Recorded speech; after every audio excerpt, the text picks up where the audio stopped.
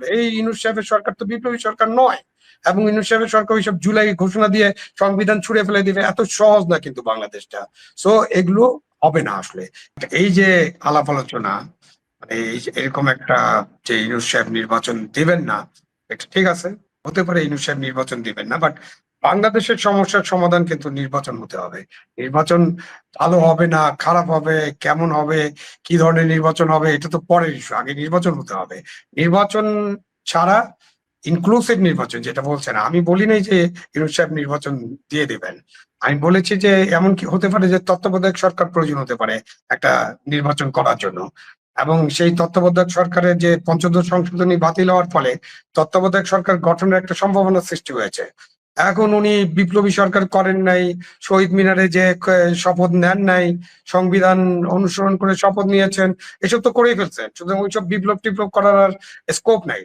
ওটা আমাদের ভুলে যেতে হবে, এবং এটা কোনো বিপ্লব ছিল না, এটা একটা কোটা আন্দোলন, পরে বৈষম্য বিরোধী আন্দোলন, এবং সবচেয়ে বড় কথা হচ্ছে যে তখনকার যিনি সরকার প্রধান ছিলেন এবং সরকারে যারা ছিলেন তারা এই আন্দোলনকে তাকে কিভাবে ডিল করেছে সেটা আমরা সবাই জানি, এটা আলোচনা করার দরকার নাই।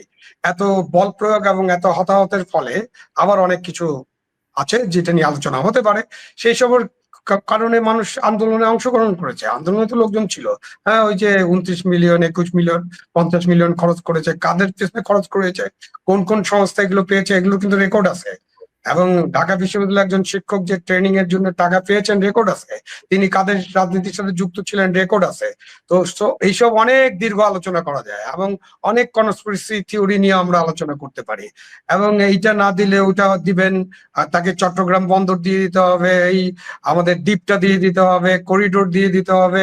এই সব কিছুর মধ্যে দেয়ার আর মেনি প্লেয়ার্স, এবং আমাদের প্রতিবেশী আছে, অনেক রাষ্ট্র আছে, আমাদের সেনাবাহিনী আছে, যাকে আপনি দেশপ্রেমিক সেনাবাহিনী বলেন সবাই।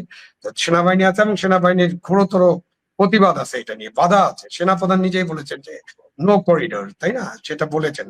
এবং ইয়ার ব্যাপারে, আমাদের চট্টগ্রাম বন্দরের ব্যাপারে কথাবার্তা হচ্ছে। তো এই কথাবার্তাগুলো চলতে থাকবে। আমি এরকমটা মনে করি না যে ইউনূস সাহেব যেমন ইচ্ছা তেমন করে দেশটা চালাবেন এবং বাংলাদেশের জনগণ এটা মেনে নেবে। আওয়ামী লীগ আন্ডারগ্রাউন্ডে চলে যাবে, তারপরে এসে ভোট কেন্দ্রে হামলা করবে। একটু আগে তো উনি বললেন যে পুরো দেশটাই আওয়ামী লীগ হয়ে গেছিল, এখন কোনো আওয়ামী লীগ খুঁজে পাই না কেন? তো দেশটা তো আওয়ামী লীগ বানাই ফেলছিলাম আমরা।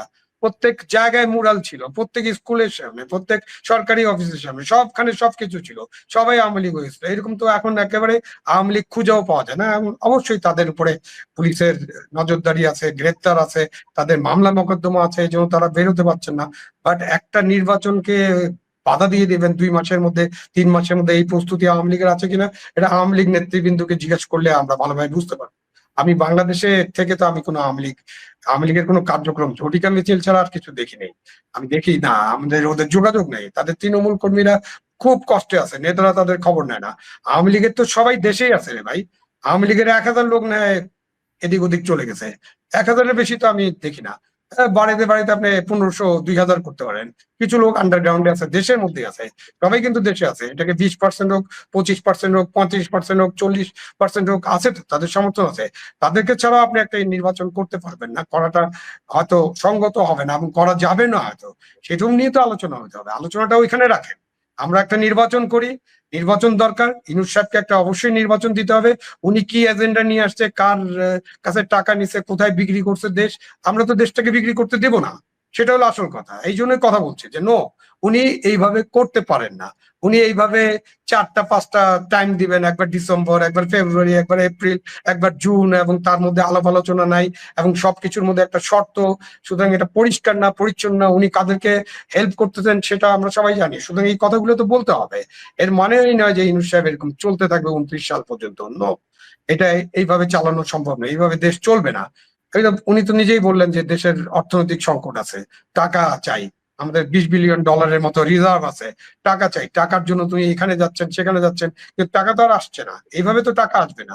আপনি স্টারমারের সাথে দেখা করার যে চিন্তা, সেই চিন্তাটা কি জন্য? আপনি স্টারমারের সাথে দেখা করে আপনার পাচার করা টাকা, এবং আপনি ওখান থেকে লোকজনকে, ওই যে কি জানি আমাদের একটা আছে না, রেড অ্যালার্ট করি আমরা, কি একটা আছে, ইন্টারপোল, এটার কোনো সংস্থা নাকি? কোনো ইন্টারপোল কি কোনোদিন কাউকে ধরে কোনো দেশে পাঠাতে পারছে নাকি এখন পর্যন্ত? এর চেয়ে বড় বড় ক্রিমিনাল, দাউদ ইব্রাহিমের কথা মনে আছে না? ভারত কত বড় দেশ, কত শক্তিশালী দেশ, ইন্টারপোল রেড অ্যালার্ট করছিল না? এখন পর্যন্ত দাউদ ইব্রাহিমকে ইন্টারপোল ফেরত পেয়েছে। এইসব সব বাদ কি বাদ, এইসব কথার কথা, রাজনৈতিক রিটরিক, বয়ান, এইসবের বাইরে এসে আমরা একটু স্বাভাবিকভাবে চিন্তা করার চেষ্টা করি। হ্যাঁ, দেশে একটা 5ই আগস্টে একটা গণ অভ্যুত্থানের মতো সিচুয়েশন হয়েছিল বা গণ অভ্যুত্থান হয়েছিল, ওটাতে আমি বিপ্লব মনে করি না, বিপ্লবের ধারে কাছেও নাই। এইটার কোনো আদর্শিক জিনিস থাকতে হবে তো বিপ্লবের সাথে, ওইটা একটা দীর্ঘ আলোচনা, ওইটা নিয়ে আমরা ঘন্টার পর ঘন্টা আলোচনা করতে পারি। বিপ্লব কাকে বলে, কত প্রকার, কি কি কেমন করিয়া বিপ্লব হয়, বিপ্লবী সরকার গঠন কিভাবে করা যায়, অনেক আলোচনা হতে পারে। এই ইউনূস সাহেবের সরকার তো বিপ্লবী সরকার নয়, এবং ইউনূস সাহেবের সরকার ওইসব জুলাই ঘোষণা দিয়ে সংবিধান ছুড়ে ফেলে দিবে, এত সহজ না কিন্তু বাংলাদেশটা। সো এগুলো হবে না আসলে, এবং এগুলো করতে দেওয়া যাবে না। হবে না যেমন আমি জোর দিয়ে বলছি, হবে না, সেটা আমার নাগরিক হিসেবে আমার দায়িত্ব, এবং এগুলো করতে দেওয়া যাবে না। আমি এত হতাশ না যে ইউনূস সাহেব এরকম যা ইচ্ছা তাই চালাতে থাকবেন আগামী 5 বছর, 10 বছর, 20 বছর, যতদিন পর্যন্ত তাকে যারা নিয়োগ করেছেন। উনার প্রথম নিয়োগ করতে হলে তো এই ছাত্ররা, তাদের সাথেই তো দ্বন্দ্ব। এনসিপি স্টেটমেন্টটা পড়ছেন আপনি নিশ্চয়ই, এই যে তারেক রহমানের সাথে যে যৌথ মানে বিবৃতিটা হলো, তারপরে এনসিপি কি স্ট্যান্ড নিয়েছে? তারা আরেকটা অভ্যুত্থানের ভয় দেখাচ্ছে। দেশে অন্যান্য ইসলামী দল এবং অনেক জন আছে, জামাতি এবং আরো ইসলামী দল আছে, তারা কি কি বিবৃতি দেয়, কি ধরনের কথাবার্তা বলে, তারা সংবিধানের ব্যাপারে কি বলে, তারা নারীদের ব্যাপারে কি বলে, তারা সেনাবাহিনীর ব্যাপারে কি বলে, এসব তো আছে। সুতরাং এগুলোকে তো চলতে দেওয়া যাবে না। হ্যাঁ, অফকোর্স আমি বাংলাদেশে আছি, আমি রিস্ক ফিল করি, বাট যতই রিস্ক ফিল করি, আমার বয়স এখন 71, আমি মুক্তিযুদ্ধে যোগ দিয়েছিলাম, সুতরাং this is my extended life. সুতরাং আমি কিন্তু গণতন্ত্র, মানবাধিকার এবং ভোট, এবং ভোট আপনি খারাপ হতে পারে, ভোট খারাপ হওয়া, ভালো হবে খারাপ হবে এটা নিয়ে তো কোনো কথা নেই। ভোট আগেও ভালো হয়নি, সব ভোট ভালো হয়েছে এরকম না, বা তত্ত্বাবধায়ক সরকারের সময় যেসব নির্বাচন হয়েছিল ভালো হয়েছিল, এই ব্যাপারে কিন্তু আমাদের কোনো দ্বিমত নেই, বিতর্ক আমরা করতে পারি। ওটাও 95%, 90% হয়তো ভালো হয়েছে, 10% কখনোই ভালো হবে না। পৃথিবীর অনেক দেশে ভালো হয় না, আমেরিকার মতো দেশেও ভোট নিয়ে অনেক আলাপ আলোচনা হয়। আপনি নিশ্চয়ই মনে আছে বাটারফ্লাই ব্যালটের কথা, তাই না? কিভাবে পরাজিত হয়েছিলেন তখন ডেমোক্রেটিক প্রার্থী। তো এইসব অনেক কিছু ঘটনা ঘটবে, তার মধ্যেই ডেমোক্রেসি হচ্ছে একমাত্র অল্টারনেটিভ, এবং নির্বাচন হচ্ছে একমাত্র অল্টারনেটিভ।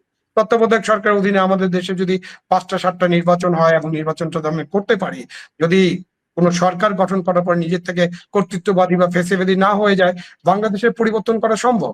আমি এতটা হতাশ নাই। বাংলাদেশের জনগণ চায়, বাংলাদেশের জনগণ ভালোভাবে বাঁচতে চায়, তারা পেটে ভাত চায়, রাতে ঘুমাতে চায়, নিরাপদে ঘুমাতে চায়, এবং তারা ভোটের মাধ্যমে দায় দায়িত্ব হস্তান্তর করতে চায়, ভোটের মাধ্যমে একটা সরকার নির্বাচিত করতে চায়। এটা বাংলাদেশের জনগণ কিন্তু 1970 সাল থেকে শুরু করেছে, প্রথম এক ব্যক্তি এক ভোট। তখন থেকে বাংলাদেশের মানুষ কিন্তু ভোটের ব্যাপারে খুবই উৎসাহী, এবং তারা ভোট দিতে চায়। যখন তারা ভোট দিতে পারে, তাদেরকে ভোট দেওয়ার সুযোগ দেওয়া হয়, তখন তারা কিন্তু সিদ্ধান্ত নিতে ভুল করে না। তো সেই জায়গায় আমাদেরকে বিশ্বাস রাখতে হবে জনগণের উপরে, এবং কোন জনগণের সরকার উল্টাপাল্টা করতেই থাকবে আর আমরা সহ্য করতেই থাকবো, এটা হবে না তো আসলে। জনগণকে এটা যে হবে না, জনগণকে মোবিলাইজ করবে কে? ধরেন বিএনপি, যদি তারা যদি এটার সঙ্গে আপনার যেমনটা মঞ্জুরুল হক বলছিলেন যে তাদেরকে এক ধরনের মানে নেগোসিয়েশন, ইলেকশন নিয়ে হয়নি, অন্য কোনো কিছু নিয়ে হয়েছে, মামলার কপি পকেটে রেখে ডক্টর মোহাম্মদ ইউনূস তিনি নেগোসিয়েশন হয়তো করেছেন। সেক্ষেত্রে এই যে রাজনৈতিক মানে জনগণ যে নির্বাচন চায়, নির্বাচন যদি এই সরকার না দেয়, তাহলে কে তাকে বাধ্য করবে নির্বাচন দেওয়ার জন্য? আহ বাধ্য করার তো বিষয় না, বিষয়টা হলো যে তখন তো রাজনৈতিক দলগুলো, যেমন আওয়ামী লীগ বাইরে আছে, আওয়ামী লীগ কি অ্যাক্টিভ থাকবে না? আওয়ামী লীগ তো অ্যাক্টিভ হতে পারে, হওয়ার সম্ভাবনা বেশি, এবং তাদের যে সাপোর্ট বেস আছে, তারা সেটাকে কি ব্যবহার করার চেষ্টা করছেন না? করছেন, কিন্তু সেভাবে তারা এখনো মাঠে তাদের ফলাফল আসেনি, বা তারা মাঠে নামতে পারছে না। বিএনপি কি নির্বাচন না নিয়ে এরকম বসে থাকবে নাকি? আর বিএনপি কি অনুরোধ করলাম বা সিট অ্যাডজাস্টমেন্ট করতে বললাম তাদের 100 সিট ছেড়ে দিতে হবে অমুককে অমুককে, এটা কি বিএনপি মেনে নেবে নাকি? অবশ্যই না। বিএনপি মেনে নেওয়া মানে বিএনপির কেন্দ্রীয় নেতৃবৃন্দ মেনে নিলে তো তৃণমূল নেতৃবৃন্দ মানবে না। তারা তো অপেক্ষায় আছে যে কবে তারা নির্বাচিত হয়ে সংসদে বসতে পারবেন, কারণ সংসদ তো একটা পাওয়ার হাউস, তাই না? ওখানে বসার জন্য অনেকেই উৎসাহী হয়ে বসে আছেন। এখানে যারা অপেক্ষাকৃত দুর্বল দল, যাদের জনসমর্থন নাই, যেমন যে আমাদের 4-5%, 6% আছে এরকম বলা বলি করা হয়, এবং আরো অন্যান্য যারা আছেন তাদের তো আরো সমর্থন নেই। সুতরাং এই যে দলগুলো, দুর্বল দলগুলো, তারা এই ইলেকশন নিয়ে একটা টাল বাহানার মধ্যে আছেন, একটা নতুন নতুন দাবি তুলছেন, এবং তারা ইলেকশনটাকে যাতে না হয় সেই ব্যাপারে চেষ্টা করছেন। এটা তাদের স্বার্থে তারা করছেন। সুতরাং ওই যে ছোট ছোট দল, যাদের জনসমর্থন কম, তারা